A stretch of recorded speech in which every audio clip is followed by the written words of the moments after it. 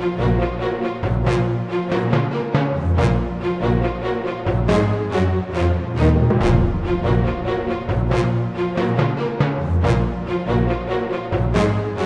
1956, RAF Lakenheath in rural Suffolk in eastern England was a frontline United States Air Force nuclear-armed base.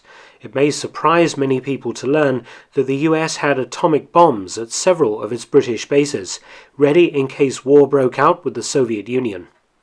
At Lakenheath, which is just 20 miles from the ancient university city of Cambridge and is still a US air base, the unit assigned to deliver the nuclear weapons in 1956 was the 307th Bombardment Wing from Lincoln Air Force Base, Nebraska. They flew the B-47 bomber. The B-47 Stratojet, introduced in 1951, was a long-range, six-engine turbojet-powered strategic bomber designed to fly at subsonic speed and high altitude to avoid enemy fighters. Its primary mission was striking the Soviet Union with nuclear bombs. The type of nuclear bomb used at Lakenheath was the Mark VI, based on the earlier Mark III Fat Man design, this weapon having been successfully dropped on Nagasaki, Japan on the 9th of August 1945. 7 different variants of the Mark VI were produced, with a production run of 1,100 weapons. Each bomb was 5 foot 1 inches or 150 centimeters in diameter and 10 foot 8 inches or 330 centimeters long, close in size to the Mark III.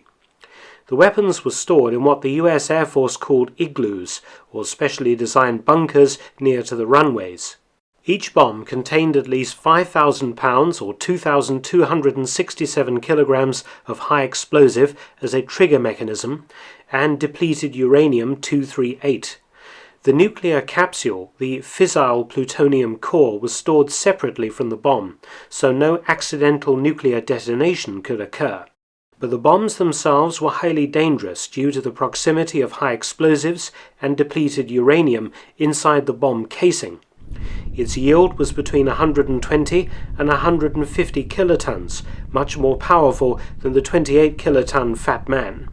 On the morning of the 27th of July 1956, Captain Russell Bowling and his 3-man crew took off in their B-47 on a routine training flight.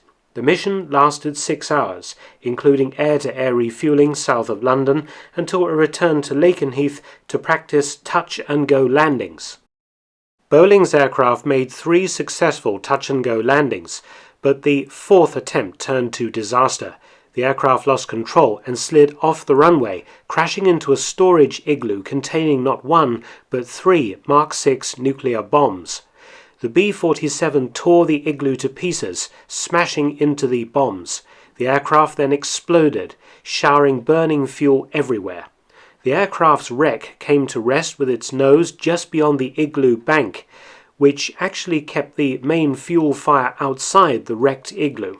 The fire was brought rapidly under control by base firefighters, but Captain Bowling and his crew had perished.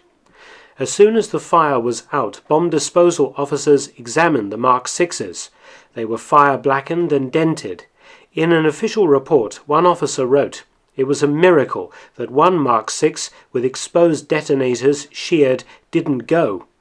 The meaning of this report was clear. If the fuel fire had set off the high explosives inside one or more of the nuclear bombs, the resulting explosion would have scattered depleted uranium over a wide area, like a Chernobyl-type incident.